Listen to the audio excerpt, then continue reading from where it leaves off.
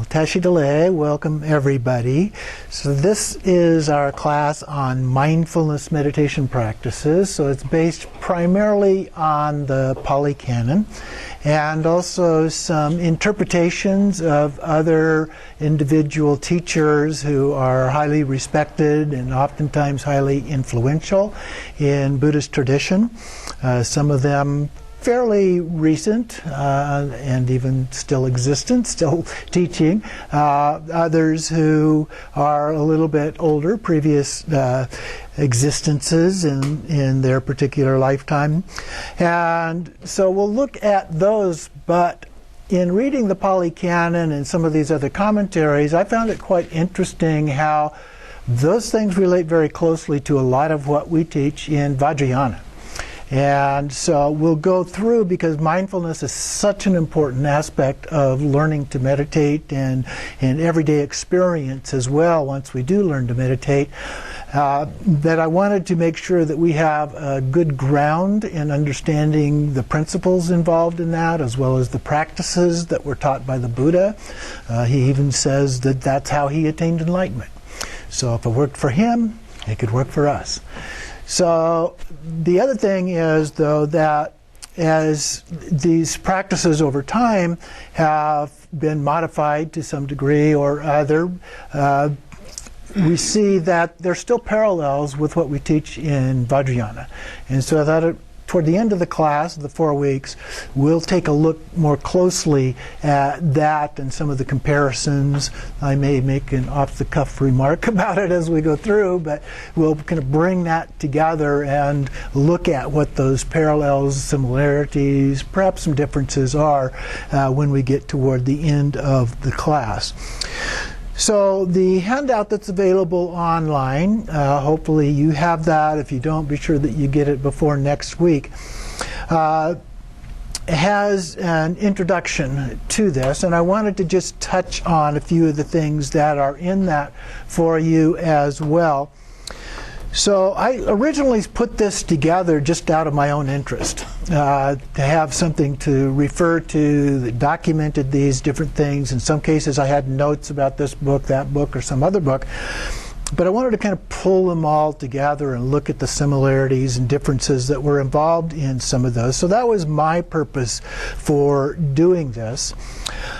Now, one of the things that I think is important when we look at these, and it may not be from a practitioner point of view so much, but certainly from a scholarly point of view, having been a professor, I do have an interest in those kind of things, but I also find that it helps provide some explanation for the things that we're doing or are not doing as a part of this.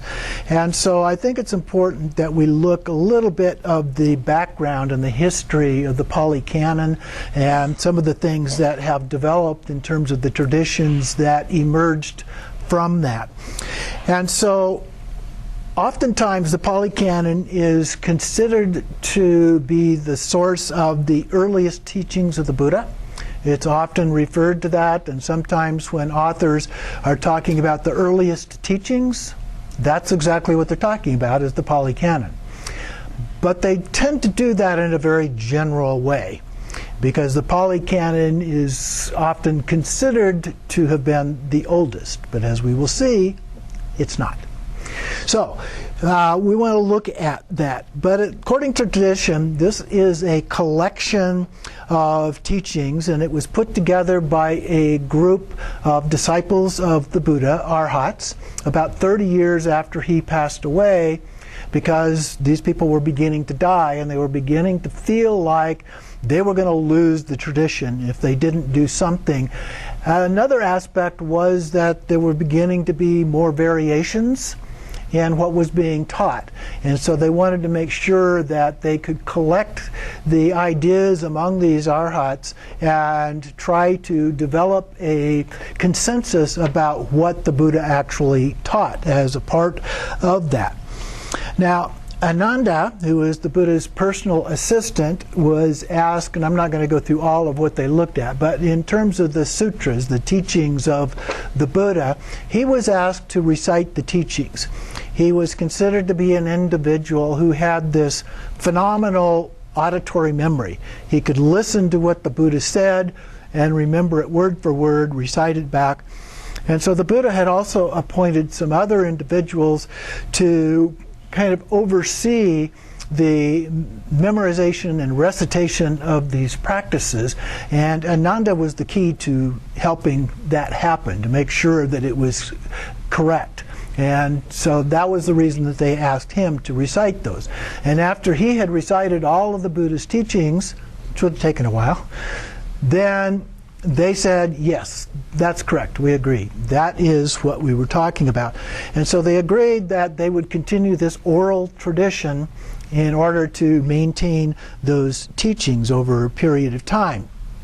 Now, it's also likely, having been a teacher myself for quite a number of years, and continuing to teach in the Buddhist tradition, that what we teach and how we teach will change from time to time.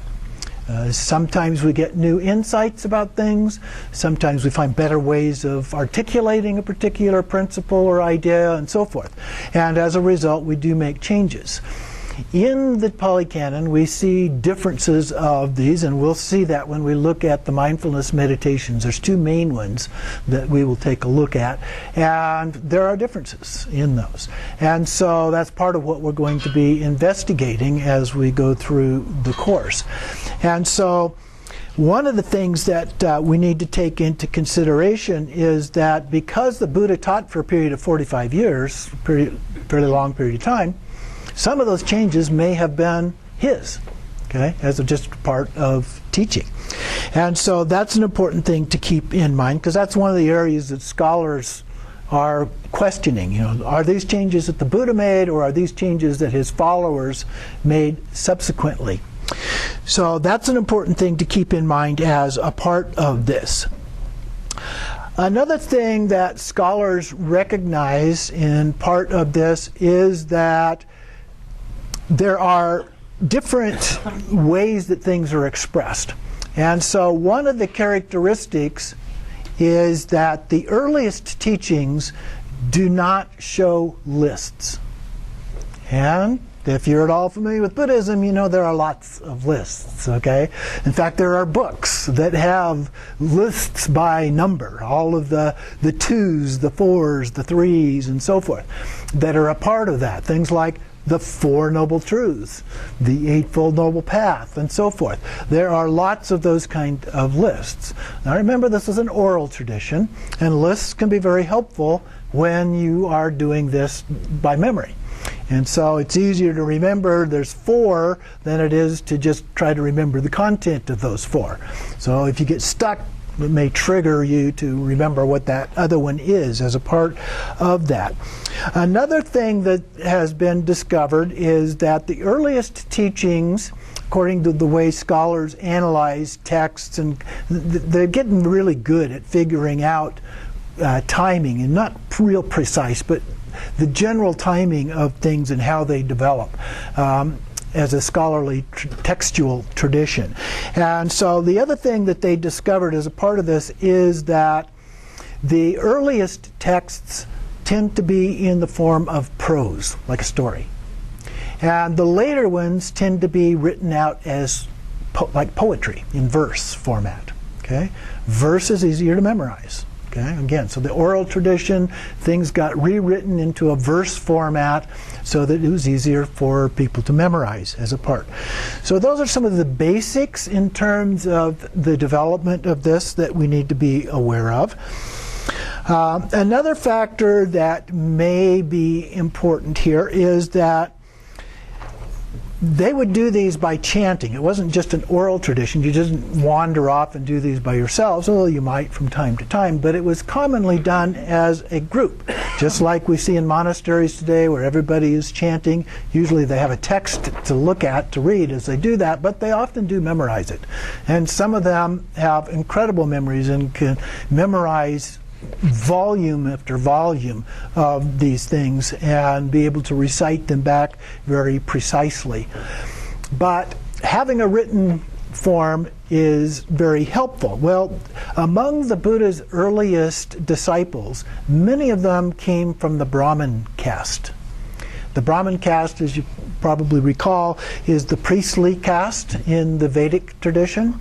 And so they were often trained. They would be the primary people in society who had been trained in how to read and write and the scriptures from the Vedic tradition and all of those kinds of things, as well as the rituals involved and so forth. So it makes perfect sense that because a lot of his disciples converted from this Vedic tradition to the Buddhist tradition, although it was probably not called the Buddhist tradition at that point in time, but they would often be literate in things like Sanskrit. They would be able to write and so forth. Anybody want to guess whether they might have happened to have written something down that the Buddha said? I've never seen any of the scholars in the Buddhist tradition propose that, but it just makes common sense to me that that's likely to have happened. Okay? So another little thing to just keep in mind as a part of that. They also might have had a background in other local languages. India at that time, and to a great extent even today, has many, many different languages and dialects and so forth. It's not like in the U.S. where we have primary language of English, and then we have some people that speak Spanish and some that speak Chinese and Japanese and a few other kinds of languages. Actually, there's quite a few other languages even in the U.S. I remember reading a story one time about one business that had people who spoke 23 different languages. So there are a lot of actual languages here, but the predominant one is English. There wasn't such a predominant language in India at that time. Sanskrit was well known, but it was within the Vedic tradition, and it was primarily this priestly class that was involved with that Sanskrit. And so other local languages could also have been there. There is a sutra where toward the end of the Buddha's life, they asked whether or not they could write down his teachings in Sanskrit. He said no. The reason he said no, they were using the same logic that you would use for the Vedas. They're all written in Sanskrit. And so, but he thought that if that happened, the same type of thing could happen to his teachings, that they would become centralized around a small group of people. And so if it was in the language of the people, they would be much more likely to get the teachings, to learn the teachings, and so forth. It's like us today. Any of you know Sanskrit language? No? How many of you know Tibetan language? No? Okay, so a little bit. So that's the same kind of principle. The Dalai Lama, in fact, says that when we chant and we do these practices in our own sanghas in the U.S. or other Western countries, we should be doing it in our Western language. In Tibet, they're doing it in their language. Okay? So why shouldn't we be doing it in our language so that we understand better what is actually being recited? Well, the Buddha said, no, we want them to be able to do it in their own languages. So there was no uniform documentation of the Buddha's teachings in a written form. But obviously some people were interested in writing it down in that form, and so it's very likely that some of that may have happened.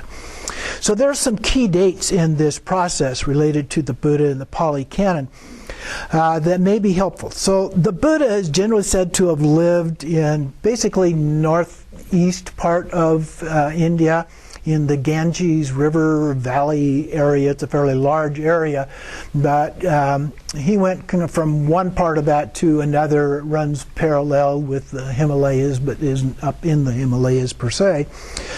And so he is said to have lived from 563 to 483, although there are some scholars that disagree with that and believe it was more like 480 to 400 BCE. So we don't know exactly, but a ballpark would be around 500, give or take, okay, to just have a general idea. The first council, as I mentioned before, was said to have met together to collect these teachings 30 years later, after he died. And then another key figure in the development of Buddhism was King Ashoka. King Ashoka was an individual who apparently was a rather wrathful leader, and he wound up conquering much of the Indian subcontinent. If you look it up and look at a map, it not only covered areas of India, but parts of Pakistan and Afghanistan and other areas, not completely down to the southern tip of India, but down into that area. Not, interestingly enough, Sri Lanka, because that comes back in a little bit. And so one of the things that he did as a part of this, and then he is apparently said to have converted to Buddhism, although some people dispute that. But one of the things that he did was that he sent out these monks as missionaries, and one of the things they did was teach the teachings of the Buddha in these different areas that he had conquered, and erect these pillars of stone that had teachings of the Buddha carved in them, carved in stone. Stone tends to last pretty well.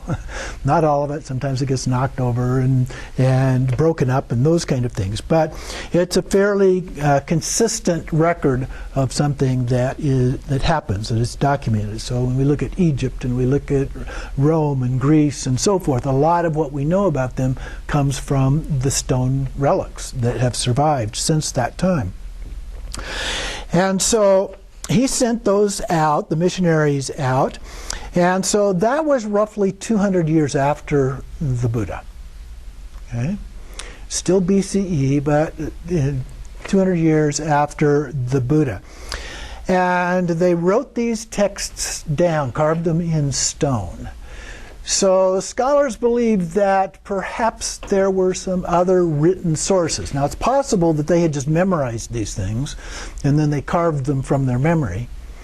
But it's more likely that they had some kind of a text written down and they could have it chiseled into the stone from those texts.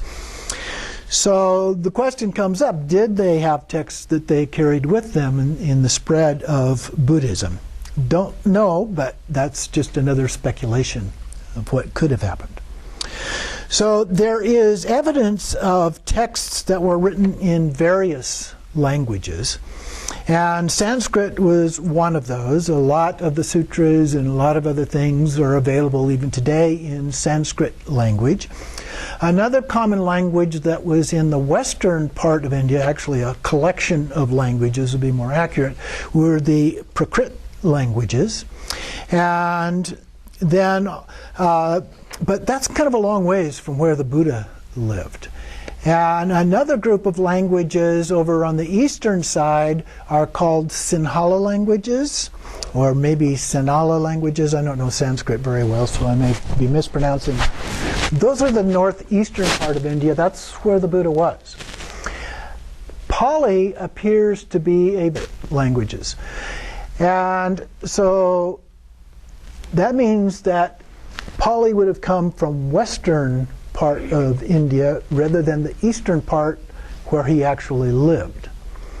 So that brings up a number of different things about who is doing what, who's writing what, who's making assertions about what the Buddha said, and so forth. The actual word Pali itself may not have even been a spoken language. There's some evidence because the word Pali actually means a text, and specifically a spiritual text. Okay?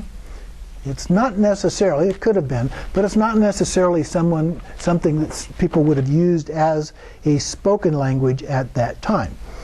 So the Pali texts may have been copied from other sources, some of which were written, some of which were memorized from these various early sources. But somehow these got to Sri Lanka that I mentioned before. According to the Pali canon, these were taken to Sri Lanka and they had never been written down. That's part of the tradition. And they were written down for the very first time in Sri Lanka. Okay? Now, the evidence is a little shaky on that, but that is, according to the Pali tradition, what actually happened. Now, the Pali edition claims that the teachings of the Buddha were written down at that time, there's evidence from the actual texts in the Pali tradition that, that could not have happened before 29 or 17 BCE. So very close to the new millennium, if you will. And so it's almost certain that this was not actually the first written form of these teachings.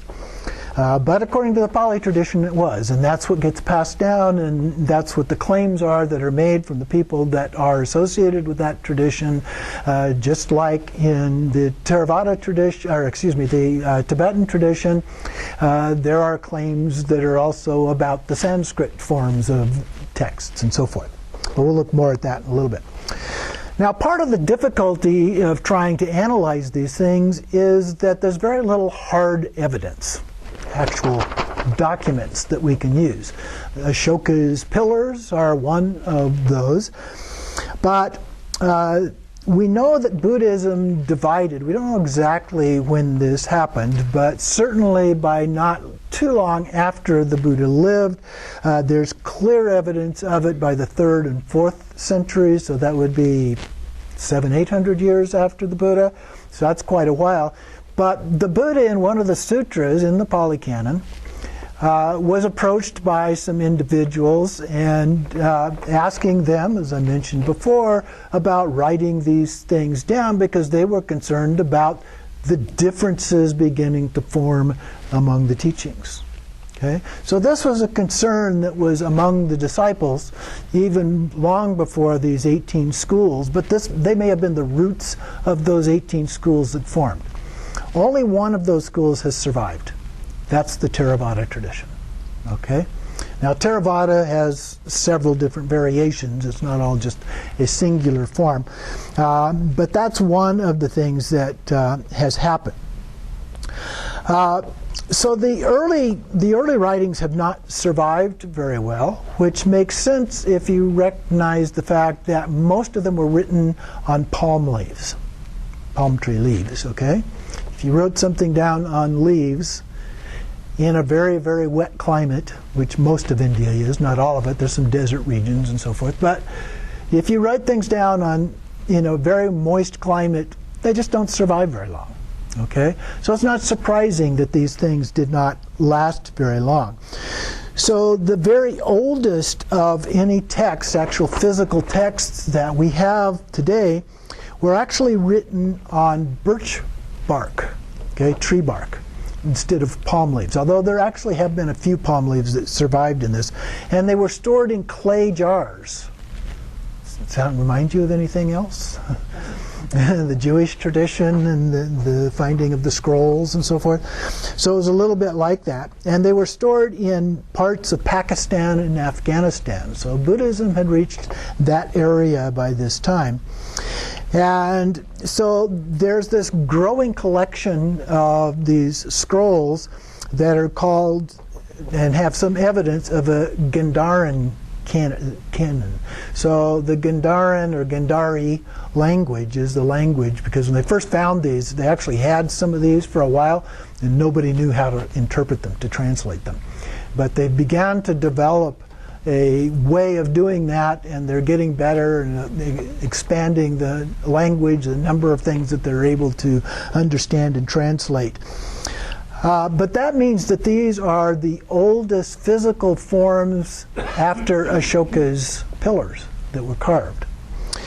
And then the idea is that some of these may have been copied from the same or similar sources that led to the Pali Canon. There are similarities. In fact, the very first document in this Gandhari language that they were able to translate, they noticed one word. That this appears in the same places as a Pali translation. What was the word? Rhinoceros. And so they saw this in the same places, even though the words, a different language, different script, and all of that, they said, I wonder if there's a connection. And so they started comparing the two, and it looked like there is a connection, in fact, and so that enabled them to learn to figure out what these different words actually meant, by comparing it with the Pali, and so it turns out to be the Rhinoceros Sutra that was there. That's how they first figured it out. That then enabled them, in looking at other texts, to start figuring out some of those words. So they've gotten a number of experts in language who are beginning to figure this out, build a dictionary of terminology and so forth to be able to do this. So the next oldest sources in a material form are stone or metal imitations of palm leaf manuscripts. It's one of the ways we know that there were palm leaves, because they would carve these in stone or in metal, but in a form that looks like it was written on a leaf. Okay, so they could look at them that way. Those come from the 2nd century CE. Okay, so now we're moving on into that first millennium a little way. The oldest actual palm leaf is a Mahayana text dated only to 1015. Okay, not that old. No, 1 millennium now. And then the oldest Pali text, which is in a fragment form, they don't have a complete one, is only dated to the 15th century. And then a few texts have been dated to the 18th century, but most of them not even until the 19th or 20th century. These are really close to our time. Okay? So when we talk about the Pali Canon being the very first and the oldest of the Buddhist teachings, it might be, but there's not much evidence to support that. The evidence that we have primarily is them claiming to actually be from that time period. Okay, so a couple of other things we know about the Pali Canon was that they were heavily redacted in the 5th and 6th century. So people changed them around a bit. And among those changes, they actually found some evidence in there where they said there was an even earlier redaction that was done around the 1st century BCE. Okay? That would be very close to the time of the claim of the first writing of the Pali Canon, which was late in that 1st century. So again, lots of interesting little mystery things that emerge here as a part of this. So scholars have found evidence of texts being added to the collection over time, but apparently they were concerned about losing something the Buddha might actually have said. So there doesn't appear, as they look at ones over time, things are not disappearing from it. Other things are just being added to the collection. And that's the way to think of the Pali Canon. It's a collection of texts. A fairly large collection, all of which has been translated into English, I believe. So it is available that we can read in our language. So the only surviving school, as I mentioned, is of those 18 was the Theravada tradition, sometimes also called the Path of Elders or the Path of Individual Liberation. That's the term that I tend to use with that, because the term Hinayana, which is also used, has a kind of derogatory term connotation, so I tend not to use that term. But their tradition follows certain parts of the Pali Canon, but not others. There's some cherry picking going on here. Okay, so although they talk about the Pali Canon as a whole, that's not what they're actually using. They're picking pieces that they like and put together and said, okay, this is the part of the canon that we are going to use. And the most influential part of that in developing the Theravada tradition was Buddhaghosa, who wrote a commentary on the Pali Canon called the Visuddhimagga. And that text has been the text that has been used primarily in the Theravada tradition and the development of their ideas and understanding of the Pali Canon. Now, not to be critical of that, that's exactly the same kind of thing that has happened in Tibetan Buddhism. The Sanskrit versions of texts primarily that came from India to Tibet are not the ones that are being studied in the monastic schools. They're studying the commentaries on those primarily. Okay, so it's a common kind of a tradition. I don't know that that's based on what happened with the Pali Canon, but it's certainly a common feature. So the advantage of the Pali Canon is that it is one of the earliest collections that basically collect everything, but not everything. But it's a fairly complete, would be an accurate way to say it, of what we think were the Buddha's teachings. And it doesn't include everything. There are Sanskrit sutras that are not in there. Another collection is the Chinese canon. Chinese canon was originally thought to have come from translations of Sanskrit sources. But there are things in there that are not in the Pali Canon. There are a lot of things that are in the Pali Canon, but there are also some things that are in that are not in the Pali Canon. So there's some questions about that. More recently, some of the scholars have noticed that the format of the Chinese canon actually is closer to the Gandhari manuscripts than to the Pali or the Sanskrit manuscripts. So it may be that they're not actually translations of Sanskrit, but translations of Gandhari, very similar to Sanskrit. Okay? Of course, all of these kind of overlap with each other, and the more that they're alike, the more likely that these things tend to be fairly accurate. So that's something that's helpful to keep in mind. And as we go through all of this, one of the themes that comes out is mindfulness. And it is one of the key themes, and it kind of runs across the board of these various sources. One of the things that the Buddhism often uses, a term that is often used in terms of practice, is training the mind. I often use that when I'm talking to groups about Buddhism where they don't have much background, and say that in terms of practice, that's what Buddhism is about, is training the mind. And so why the Buddha described this training as a path to overcome our obstacles in life, various obstacles that we have as a part of that create dissatisfaction, that create suffering. Usually gets translated to suffering. Dukkha gets translated to suffering, but the word actually is broader than that, much broader.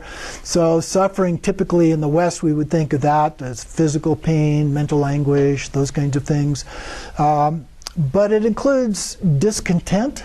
That's a word that he used fairly often, a little bit different than suffering, dissatisfaction, those kind of things that occur in our life. And so there were three main categories that he talked about, but uses different words in different cases, where we often in our tradition refer to them as the three poisons. And so one of those lists as attachment, aversion, and ignorance. Sound familiar? Okay. But the other list is greed, hatred, and delusion. Basically parallels with each other.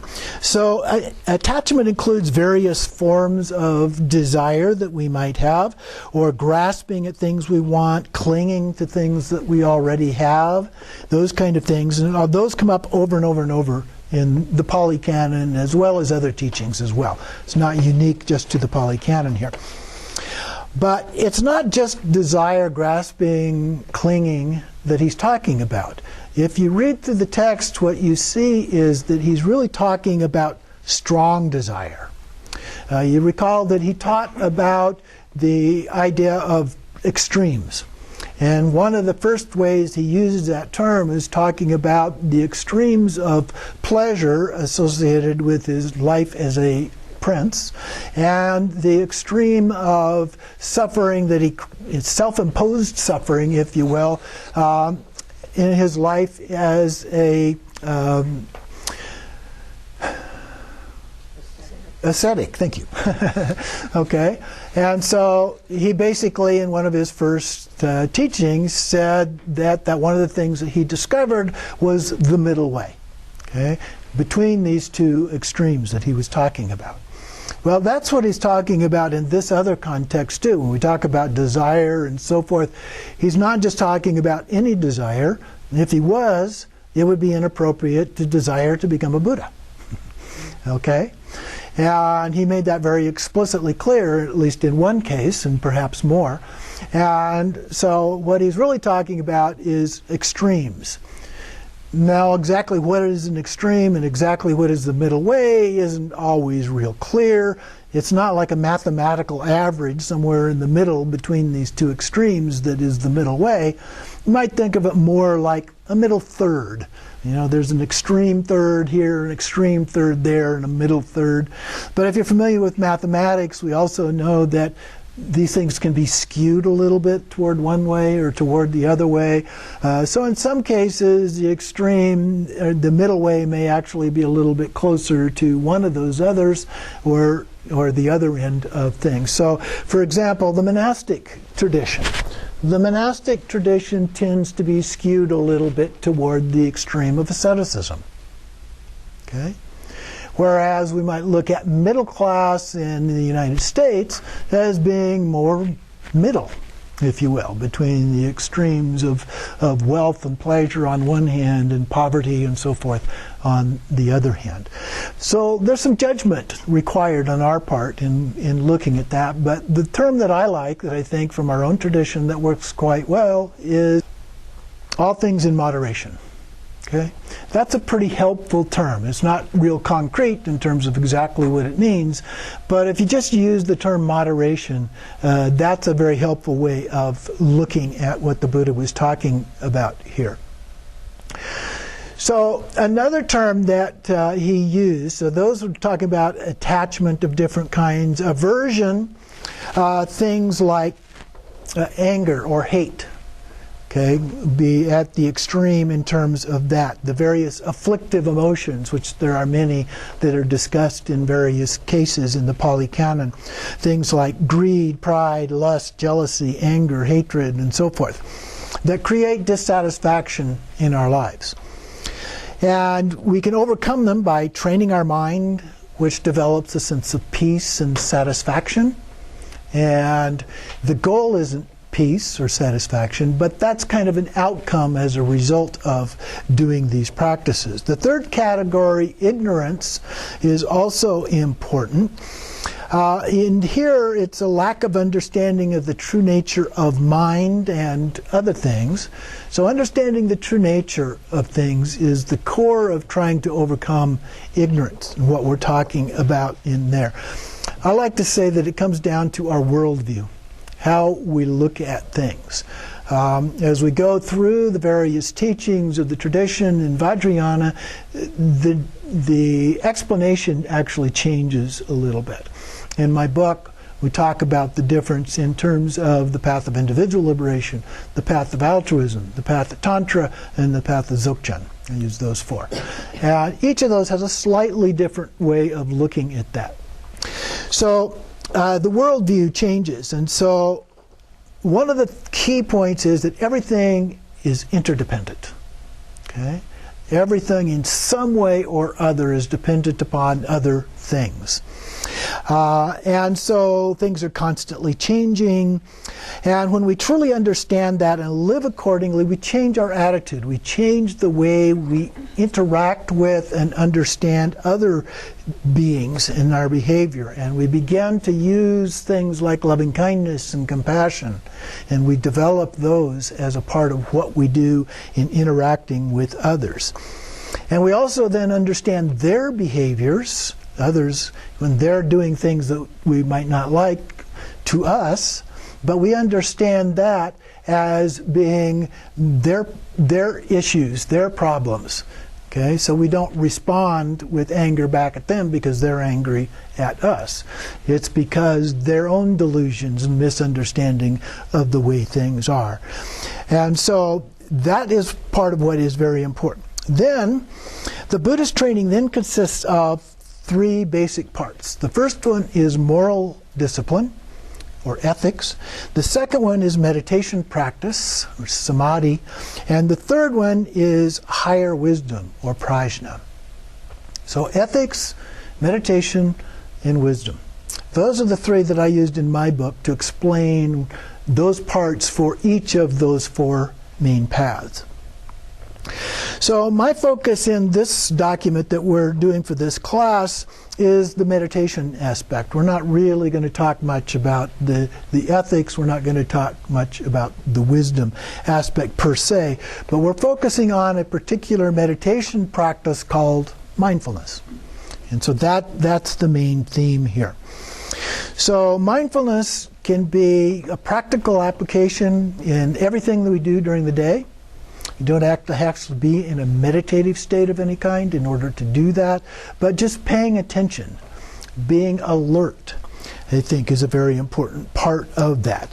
Paying attention to everything that we think, say, and do. So the basic purpose is to learn how we're training our mind in terms of developing our focused attention, because that then becomes important in other practices that we do. Okay? And eventually into the wisdom aspect and the ethics aspect and so forth. So it has that broader aspect, but it's primarily in the beginning something to help us with our meditation. But the problem that can occur is that we become obsessed with different kinds of things from time to time. And so we become obsessed, and this is actually a quote from the Buddha. We become obsessed by sensual lust, overwhelmed by sensual lust, and escape from arisen sensual lust. Okay, so the first two are the problem. The third one is we're trying to overcome that in order to escape from that. So when you start getting involved in that and grasping at all of that and being obsessed in all of that, it's easy to forget about the middle way. Okay? Because we're looking at the extremes and we're focused on the extremes instead of going back into moderation. And so I talked about the different things that could be used in terms to understand that.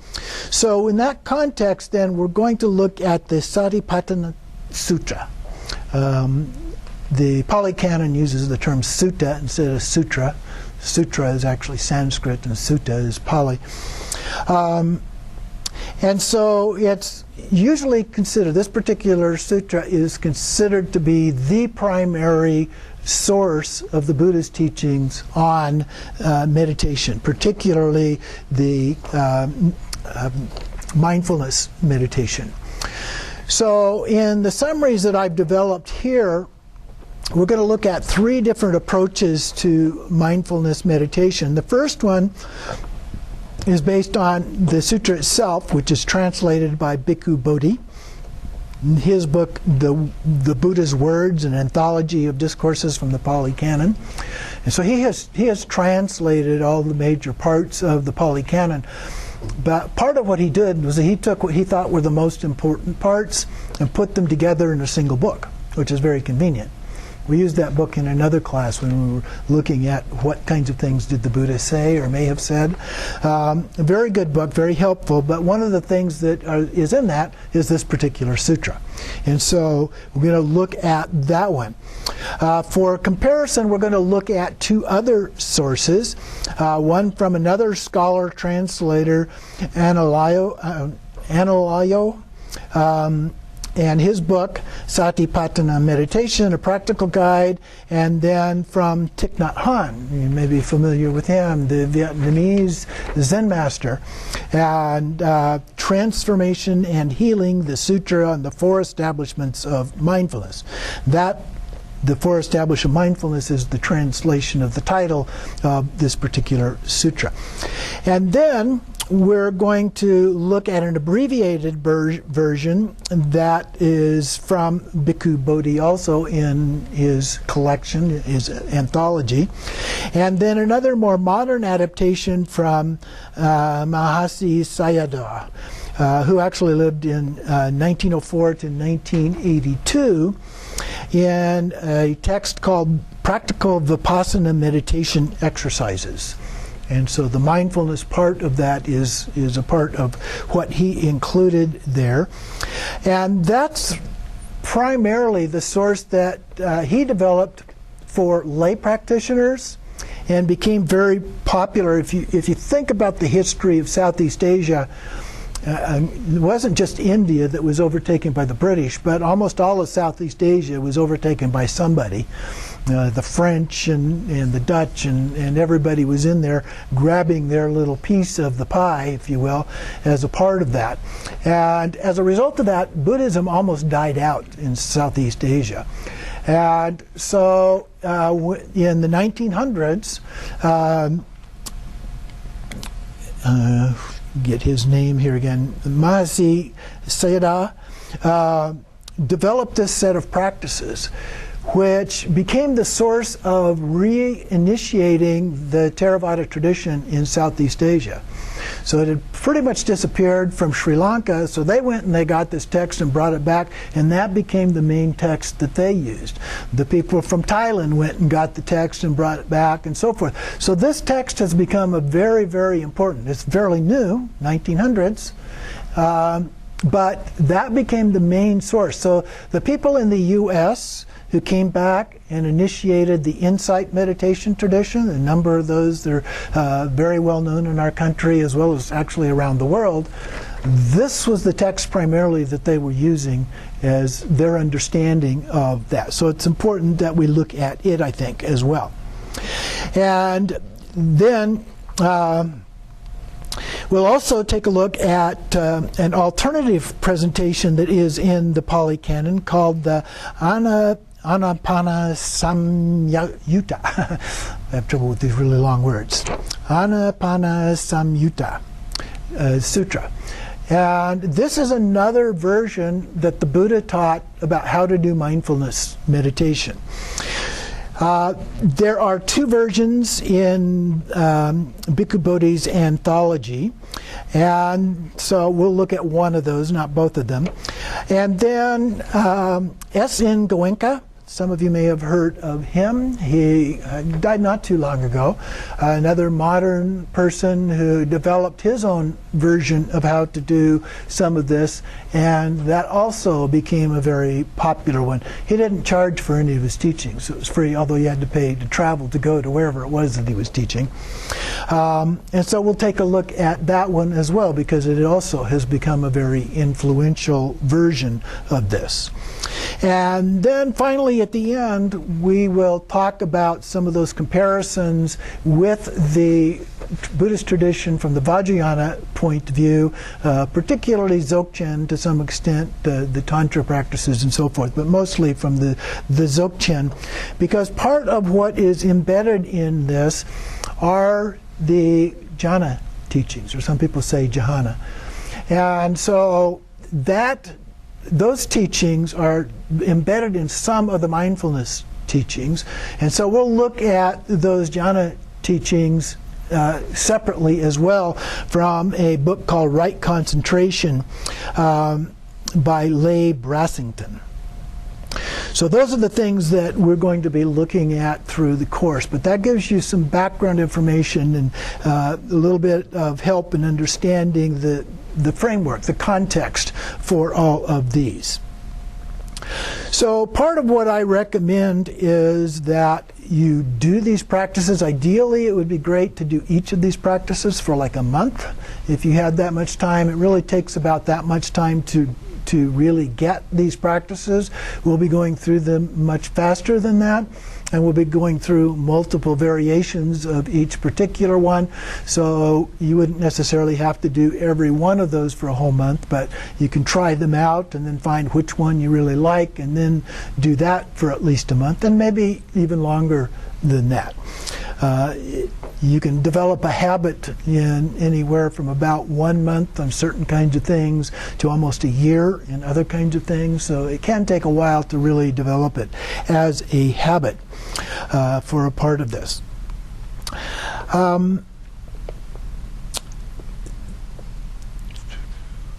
So just briefly, at the end of this, what I talk about is the four jhanas in the Pali, or it's called dhyanas in Sanskrit. So you may be more familiar with that term. And there are four of those initially. They look a lot like our shamatha practices in Vajrayana. And then there's something called the four higher formless absorptions, which are sometimes included, so we wind up with 8 jhanas or jhanas, and so we have these different terms that are associated with that. In the Vajrayana tradition, we talk about shamatha with signs.